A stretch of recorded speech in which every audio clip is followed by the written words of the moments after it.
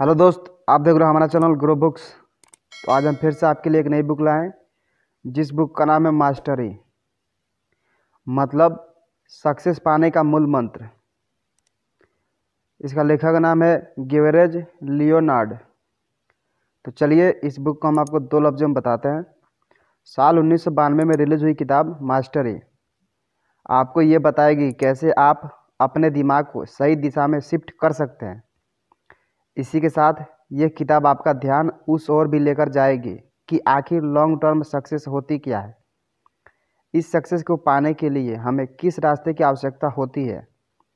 क्या हमारे अंदर इतनी काबिलियत है कि हम लॉन्ग टर्म सक्सेस की तरफ बढ़ सके। आपके तमाम सवालों के जवाब आपको इस किताब की इस समरी में मिल जाएगा। यह बुक किसके लिए है? एथलीट्स जिनको बेहतर रिजल्ट चाहिए हो, ऐसे रीडर जो अपने करियर रिलेशनशिप को नेक्स्ट लेवल पर ले जाना चाहते हो, ऐसे सभी लोग जो अपने अंदर पॉजिटिव बदलाव लाकर आना चाहते हैं। तो चलिए अध्याय नंबर 1 को शुरू करते हैं। मास्टरी कोई स्टेट नहीं कि उससे अचीव कर ले, ये लाइफ स्टाइल होती है। आज के दौर में आप देख ही रहे होंगे कि गोल्स तक ले जाने के लिए कई सारे आसान रास्ते दिखाने वाले घूम रहे हैं। कई लोगों को ठीक ठाक सफलता भी मिल ही जाती है, लेकिन एक बात आप याद रखिए कि अगर आपको जीवन में कुछ ग्रेट करना है तो उसमें समय लगेगा। किसी भी काम में मास्टरी हासिल करना इतनी भी आसान नहीं है। अगर आप अपने गोल्स तक पहुंच भी गए हो तो इसका मतलब ये बिल्कुल भी नहीं है कि आपको उस काम में मास्टरी हासिल हो चुकी है। किसी भी काम में मास्टरी हासिल करने के लिए कड़ा परिश्रम करना पड़ता है। असल मायने में मास्टरी किसे कहते हैं, इसे हासिल करने के लिए आपको क्या करना पड़ेगा, आगे का अध्याय में आपको इन सब सवालों का जवाब भी मिल जाएगा। ज़्यादातर हम किसी भी नए काम को ये सोचकर शुरू करते हैं कि हम तो इसमें माहिर हो ही गए जाएंगे, भले ही वो कोई खेल हो या फिर रिलेशनशिप हो या फिर कोई जॉब हो। लेकिन कुछ समय बाद क्या होता है, हमें पता चल चुका होता है कि हम इस खेल में माहिर नहीं बन पाएंगे। ये बात साफ तौर पर हमारे चेहरे पर भी नज़र आने लगती है। फिर हम एक आसान काम करते हैं, वो ये है कि हम उस काम को करना ही छोड़ देते हैं। ये एक गलत एटीट्यूड होता है। अगर आप उस काम को नहीं छोड़ेंगे तो चांस बना रहेगा कि आप उस काम में माहिर हो सकते हैं। सबसे पहले आपको उस जगह सोचना चाहिए, खुद से एक सवाल करना चाहिए कि जब मैंने इस काम को शुरू किया था तो क्यों किया था, मेरे शुरू करने के पीछे मोटिवेशन क्या था। आपको एक बात समझनी पड़ेगी कि किसी भी चीज़ का एक्सपर्ट बनने के लिए हमें उस पर समय लगाना पड़ता है। बिना समय लगाए आप किसी भी चीज़ में मास्टरी हासिल नहीं कर सकते। मास्टरी तक पहुंचने का दूसरा रास्ता आपको अप्रोच है। आप किसी भी काम को करने के लिए कैसा अप्रोच रखते हैं, ये बहुत ज़्यादा मायने रखता है। अगर आपको मास्टरी हासिल करनी है तो आप खुद से सीखने की आदत को अपने अंदर डेवलप करना पड़ेगा। ये एक पूरी प्रोसेस होती है जिस पर काफ़ी ज़्यादा समय भी लगता है। याद रखिए, अच्छी चीज़ें ज़िंदगी में कभी भी आसानी से नहीं मिलती। ग्रेट चीज़ों में समय भी लगता है और एफर्ट्स भी। अपने नज़रिए को बदलकर आप अपने अंदर कई सारे बदलाव लेकर आ सकते हैं। अपने अंदर सीखने का नज़रिया पैदा करिए। सीखना बस तब ज़रूरी नहीं होता जब आप कहीं एंटर कर रहे होते हैं। सीखना तो एक सफ़र है जिसको आप हमेशा जारी रखना है। अगर आप सफ़र करना ही बंद कर देंगे तो मंजिल तक कैसे पहुंचेंगे। इसके लिए सबसे पहले आप अपने अंदर मास्टरी माइंड सेट का जन्म करवाइए। जब आपके अंदर उस माइंडसेट का जन्म हो जाएगा तब आपको एक्सीलेंस की राह भी मिल ही जाएगी। इस टॉपिक को और बेहतर से समझने के लिए हम आगे के अध्याय में चलते हैं। अध्याय नंबर 2, मॉडर्न वर्ल्ड में मार्केटिंग कितनी सही और कितनी गलत। अगर आप अमेरिकन सोसाइटी को देखते होंगे तो आपको समझ में आता होगा कि यहाँ भी बाकी वेस्टर्न सोसाइटी की तरह सॉल्यूशन पर फोकस किया जा रहा है। मतलब आपको कई तरह के स्लोगन देखने को मिल जाते होंगे। इन स्लोगन में लिखा हुआ होता है कि आप 2 हफ्तों में फिट हो, इतने हफ्तों में अपने लक्ष्य को प्राप्त करें। आपको पता होना चाहिए कि इस तरह का स्लोगन प्रचार और मार्केटिंग का हिस्सा होता है, यह प्रचार आपको तुरंत ही खुशी तो दे सकते हैं, लेकिन किसी भी काम में मास्टरी हासिल नहीं करवा सकते। आपको पता होना चाहिए कि किसी भी काम में मास्टरी हासिल करना 1 या 2 दिन का खेल नहीं होता, बल्कि ये पूरी प्रोसेस होती है। अगर आपको किसी भी चीज़ में मास्टरी हासिल करनी है तो आपको उस चीज़ की बार बार प्रैक्टिस करनी ही पड़ेगी। जितनी दफ़ा आप प्रयास करेंगे, उतने ही जल्द आप किसी काम के एक्सपर्ट बन जाएंगे। किसी भी चीज़ में मास्टरी हासिल करने के लिए सही दिशा और इंस्ट्रक्शन की ज़रूरत होती है। इंस्ट्रक्शन और प्रैक्टिस मास्टरी हासिल करने के 5 महत्वपूर्ण पहलुओं में से 2 हैं। इस अध्याय में हम इन्हीं 2 महत्वपूर्ण पहलुओं पर बात करेंगे। इस बात में भी कोई शक नहीं है कि ज़िंदगी में बहुत सी चीज़ों को आप खुद ही सीख सकते हैं, लेकिन किसी भी चीज़ में मास्टरी करने के लिए आपको किसी एक्सपर्ट के मार्गदर्शन की ज़रूरत तो पड़ने वाले ही है। मार्गदर्शन या तो यूँ कहे कि इंस्ट्रक्शन आपको कई तरीके से मिल सकता है। ये आपको इंटरनेट पर वीडियो से भी मिल सकता है। अब तय आपको करना है कि आपके लिए कौन सी दिशा सही है। ये सभी तरीके सही है, लेकिन इसमें सोशल कॉन्टैक्ट का महत्व काफ़ी ज़्यादा बढ़ जाता है। अगर आप लोगों से मिल सकते हैं तो ज़रूर आपको सोशल कॉन्टैक्ट्स बनाने चाहिए। अब यहाँ आपके मन में सवाल आ रहा होगा कि आप कैसे जानेंगे कि आप जिस व्यक्ति से मार्गदर्शन ले रहे हैं वो आपके लिए सही है। इसके लिए आपको उस इंसान को ऑब्जर्व करना पड़ेगा। सबसे पहले आपको देखना पड़ेगा कि वो आदमी आपके स्टूडेंट्स की ट्रीट कैसे करता है।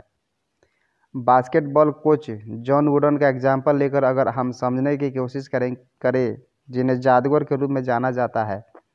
उन्हें जादूगर के रूप में दुनिया इसलिए याद करती है क्योंकि वो अपने स्टूडेंट को ट्रीट बहुत अच्छे से करते थे, इसलिए उन्हें बास्केटबॉल की दुनिया में बेस्ट कोच के रूप में भी याद किया जाता है।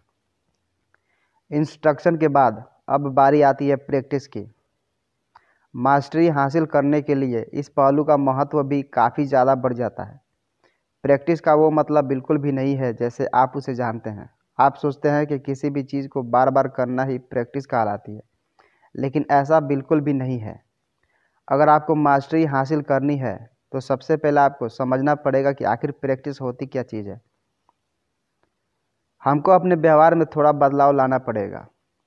सबसे पहले हमको प्रैक्टिस को एक सफ़र के तौर पर लेना पड़ेगा। जब हम प्रैक्टिस को एक सफ़र की तरह लेने लगेंगे तो हमारे अंदर उसके लिए शिद्दत आएगी। इस शिद्दत के बाद ही हमारी अंदर अपने काम को लेकर कमिटमेंट का जन्म होगा। इसको समझने के लिए हमें एक पहलू पर नज़र दौड़ानी पड़ेगी। वो ये है कि क्या आपको कभी सोचा है कि क्यों मार्शल आर्ट सीखने वाले लोग ब्लैक बेल्ट जीतने के बाद भी सीखना बंद नहीं करते? वह जब ब्लैक बेल्ट जीत लेते हैं उसके बाद सीखने की उनकी रफ्तार और ज़्यादा बढ़ जाती है। इसका जवाब बड़ा सिंपल सा है। जवाब यह है कि ब्लैक बेल्ट तो बस उनके सफ़र का एक हिस्सा है। वो अपने सफ़र को ऐसे ही जारी रखना चाहते हैं। वो अपने सफ़र को कभी ख़त्म ही नहीं करना चाहते, इसलिए वो अपने आर्ट में इतने माहिर हो जाते हैं। उनका आर्ट इतना कुछ उन्हें सिखा देता है कि उन्हें अपने सफ़र को ख़त्म करने का मन ही नहीं करता। इसलिए इस किताब में लेखक ने कहा है कि आपको भी मास्टरी के महत्व को जल्द से जल्द समझ लेना चाहिए। अध्याय नंबर 3। अपने गुरु के सामने सरेंडर के साथ ही आप मास्टरी तक पहुंच सकते हैं। हमने पिछले अध्याय में इंस्ट्रक्शन और प्रैक्टिस के बारे में समझने की कोशिश की थी। अब हम मास्टरी की तरफ ले जाने वाले 3 और पहलुओं पर नज़र डालने वाले हैं।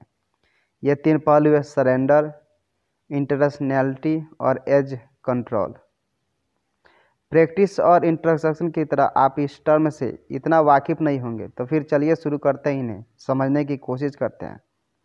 मास्टरी हासिल करने में सरेंडर करने की क्या भूमिका होती है? इसका मतलब ये होता है कि आपको अपने गुरु के सामने खुद को सरेंडर करना पड़ेगा। जब आप ऐसा करेंगे तो आपके अंदर जो एक क्वालिटी आएगी वह है डिसिप्लिन की। मास्टरी को हासिल करने के लिए डिसिप्लिन का होना बहुत ज़रूरी है। मान लीजिए आपके टॉप के टेनिस कोच आपको कोई आदेश देते हैं जिसका आप सम्मान करते हैं और विश्वास करते हैं।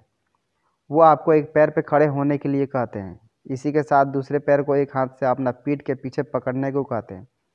ये काम आपको पूरे महीने अपनी क्लास के शुरू होने से 5 मिनट पहले करना ही पड़ेगा।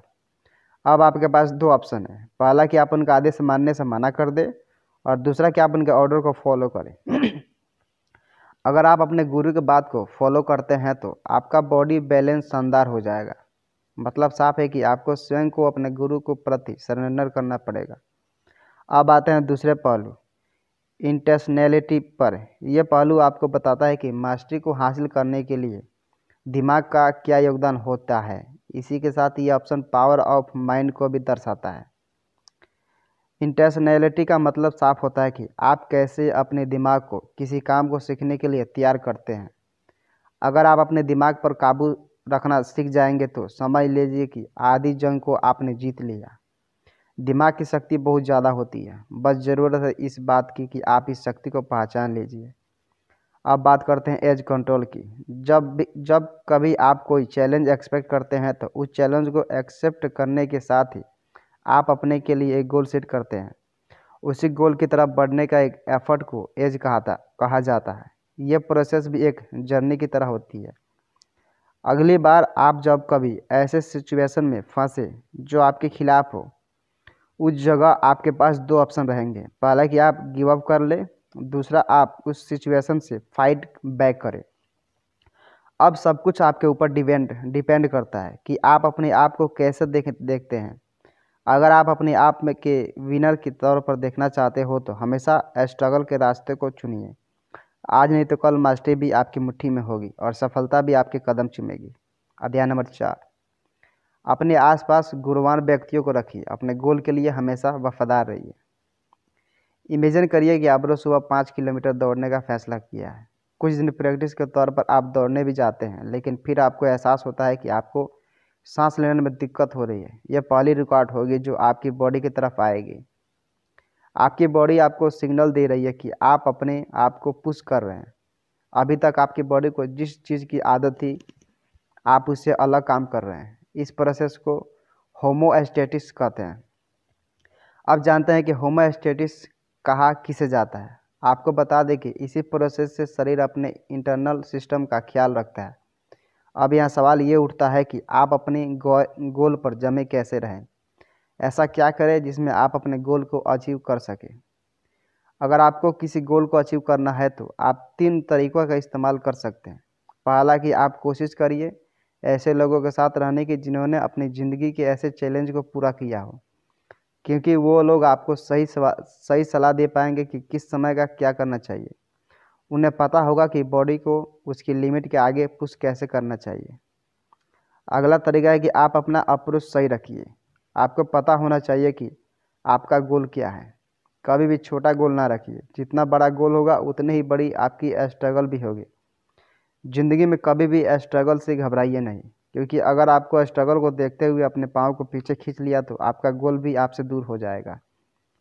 आसान शब्दों में कहें तो आपको पर्वत के शिखर पर पहुंचना है तो प्लाज पर्वत चढ़ने की शुरुआत कर दीजिए। आपकी प्रैक्टिस और रिजल्ट के बीच में एक ज़रूरी पहलू आएगा, वो ये है कि आपका हार्ड वर्क कैसा है। अपनी मेहनत का साथ कभी ना छोड़िए। अगर आपको गोल कठिन है तो उसे आसान बनाने की कोशिश करिए।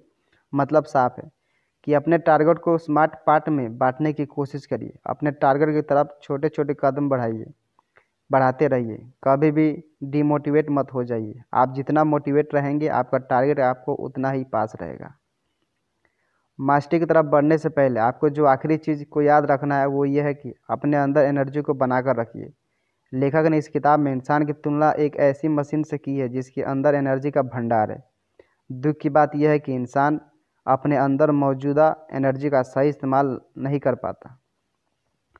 इस किताब में लेखक बताते हैं कि किसी इंसान के अंदर ये एनर्जी बचपन से ही आ जाती है। लेखक ने कहा है कि आप गौर करिए कि इंसान के अंदर सबसे ज़्यादा एनर्जी कब होती है। इसका जवाब है कि जब वो बच्चा होता है। बच्चे तब तक नहीं सोते जब तक वो कुछ पा ना लेते। बच्चे हर कदम कुछ ना कुछ नया सीखते रहते हैं। अच्छी बात यह है कि हम उस एनर्जी को वापस पा सकते हैं, बस उसके लिए हमें कुछ नियम को फॉलो करना पड़ेगा।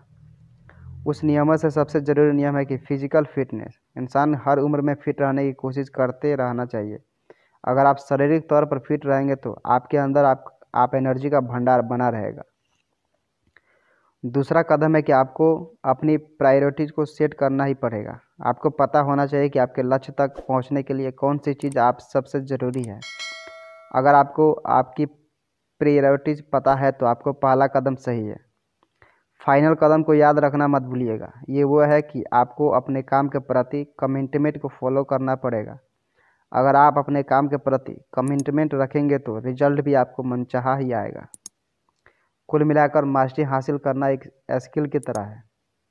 आपने अभी तक क्या अचीव किया है ये उस बिल्कुल डिपेंड नहीं करता। मास्टरी हासिल करना एक सफ़र की तरह होता है जिसे आपको तय करना है। अगर आपको इन सफ़र में चलने की शुरुआत कर दी तो ये मान लीजिए कि खुशियाँ ने आपके दरवाजे में दस्तक दे दी है। खुशी तक पहुंचने का रास्ता मास्टरी से ही होकर गुजरता है। क्या करें? अगली बार आप कोई भी काम करने की शुरुआत करें तो उसको जल्द से जल्द ख़त्म करने के लिए मत करिएगा, बल्कि उसे शुरू करने से पहले कुछ देर रुकिएगा और खुद से सवाल करिएगा कि इसमें और बेहतर ढंग से कैसे कर सकता हूँ। जब आपकी कोशिश रहेगी किसी भी काम में मास्टरी हासिल करने की, तब जाकर आप सही राह पर चलने को तैयार हो पाएंगे।